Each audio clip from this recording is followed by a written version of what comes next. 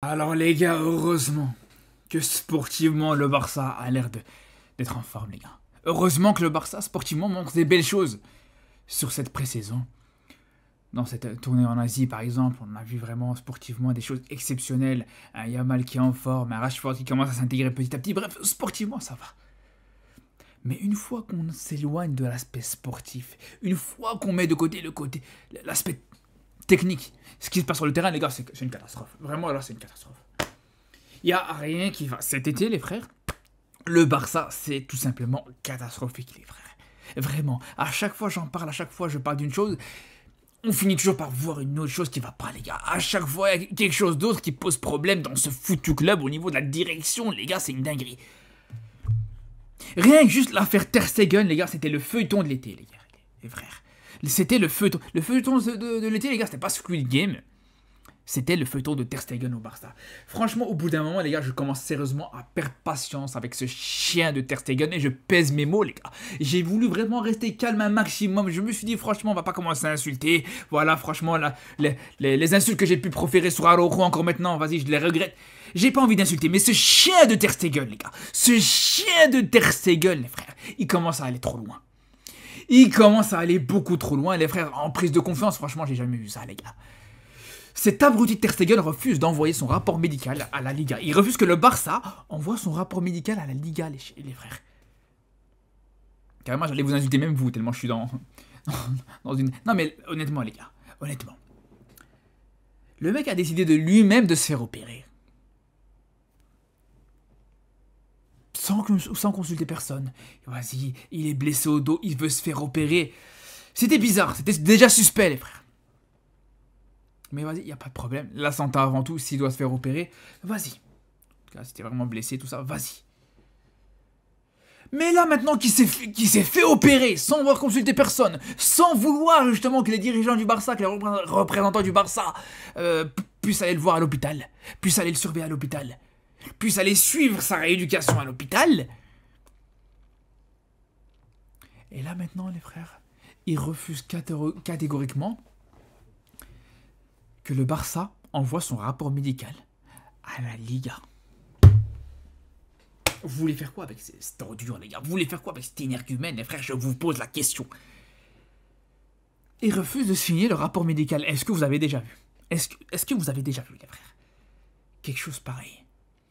C'est comme si vous, demain, vous êtes malade. Vous êtes fait opérer, vous pouvez pas aller au travail.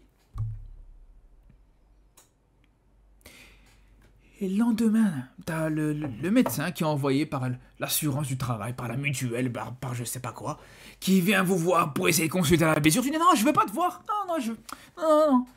Il te demande de signer ta blessure pour dire ouais, vraiment t'es blessé. Tu veux pas signer. Les gars, au bout d'un moment, il doit pas aller se faire foutre, ce gros chien de Ter Stegen, les frères. Je vous parle sérieux, au bout d'un moment, il mérite pas toutes ces insultes, cette ordure qu'il est, cette raclure des fonds de cave. Je vous pose la question, les frères. Je vous pose la question. Je vous dis, sa blessure, pour moi, elle est suspecte. Le mec veut saboter le club jusqu'au bout. T'es blessé, tu t'es fait opérer, vas-y, y a pas de problème, t'as consulté personne avant de te blesser, vas-y, pourquoi pas, ok. Mais voilà, juste derrière, rapport médical, tu le signes, c'est tout, et voilà, tout simplement. Donc tu veux ni jouer, tu veux te faire opérer, donc tu veux pas jouer. Et de l'autre côté, tu veux empêcher les autres gardiens de jouer, parce que c'est ça le problème, les gars. Faut le comprendre. Pourquoi il veut pas signer le rapport médical? Parce que s'il signe le rapport médical, ça veut dire qu'il sera désinscrit jusqu'à son retour de blessure du club. Et ça voudra dire que ça permettra aux autres gardiens de pouvoir jouer, les gars. Que ce soit Chesney ou le nouveau gardien du Barça, à savoir bien sûr Johan Garcia. Voilà, les gars, il sait très bien ce qu'il fait. Regardez-moi cette tête d'abruti, les gars, avec son sourire en coin. Je vous le dis, les gars, ce mec est vicieux. Vraiment, j'ai jamais vu un vice pareil chez un joueur, encore plus chez un capitaine. Les gars, c'est une dinguerie. C'est une dinguerie, les frères. Je pense qu'on n'est pas au bout de nos surprises, les frères. Tant qu'il quittera pas le club, il fera tout pour saboter jusqu'au bout cette équipe du Barça. Et je vous le dis, les frères, c'est pas normal. C'est pas normal qu'on te laisse marcher dessus par ça. C'est pas normal du tout de voir ça, les frères. Parce que là, ce qu'il est en train de faire, il est juste en train de... Il te fait des fautes professionnelles. Pour moi, c'est des choses qui sont des motifs pour moi de rupture de contrat. Et c'est seulement maintenant qu'on commence à voir la direction du Barça qui commence à se réveiller pour peut-être, pourquoi pas, poursuivre Ter Stegen en justice. Mais là où cette direction du Barça, elle est cataclysmique, les gars, c'est pas juste par rapport à ça. On peut aussi parler, bon après, on parle de la direction du Barça, de la gestion de manière générale, mais le fait de vouloir mettre Frenkie de Jong capitaine, bon vas-y, c'est pas le plus grave, le plus problématique. Mais moi je vous dis les frères, quand on sait que t'avais ce brassard de capitaine aujourd'hui qui était en suspens, à savoir que voilà, avec Ter Stegen ça s'est mal passé, clairement, c'était une erreur de casting, mettre Ter Stegen capitaine, je pense qu'aujourd'hui tout le monde a compris que c'était une grosse et une véritable erreur. Mais moi, je vous dis De Jong. De Jong capitaine, les gars, j'ai du mal. Je sais pas si je suis le seul. Je sais pas s'il y a que moi qui a du mal à voir De Jong comme le capitaine du Barça. Mais je vous dis, c'est compliqué. Déjà, en termes de temps de jeu, je vous dis à tout moment, voilà. Il peut se faire sauter par je sais pas, un Marc Bernal qui revient de blessure. Par un Casado s'il revient en forme. Si Casado revient dans la même forme que le début de saison précédent, les frères. C'est compliqué pour De Jong, surtout quand on connaît des fois son manque de régularité, ça a tendance aussi à se blesser assez souvent, c'est des choses comme ça les gars. Et même en dehors de ça, sur l'aspect mental, sur l'aspect caractère, tout ça, j'ai du mal à le voir comme capitaine. Mais encore une fois, c'est pas le plus grave, même si pour moi, voilà, ça démontre encore une fois le problème de cette direction et des fois certains choix qu'on peut voir du côté du Barça. Mais là où c'est le plus fou, là vraiment on est ridicule jusqu'à la fin les gars, c'est sur ça. Vous savez que là, à l'heure où on parle, le Barça n'a pas de stade. Le Barça est SDF de stade. On est des sans stade fixe, on est des SSF si vous voulez, les frères. Est-ce que vous vous rendez compte à quel point c'est humiliant aujourd'hui de se dire t'es champion d'Espagne, demi-finaliste de la dernière Ligue des Champions, l'une des meilleures équipes d'Europe actuellement avec le PSG, t'es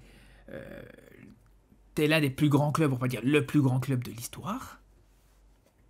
Actuellement, t'as pas de stade. Actuellement, tu devras aller mendier dans tel et tel endroit, tel et tel club, pour leur supplier qu'ils puissent t'accueillir pour faire des matchs dans leur stade, que ce soit du côté de Girona, du côté de l'Espagnol Barcelone, du côté de Valence, je sais pas. Mais voilà. Vous vous rendez compte de la dinguerie? Le Camp Nou qui est pas prêt, bon, vas-y, ça on a digéré, même si je vous dis la vérité, les frères,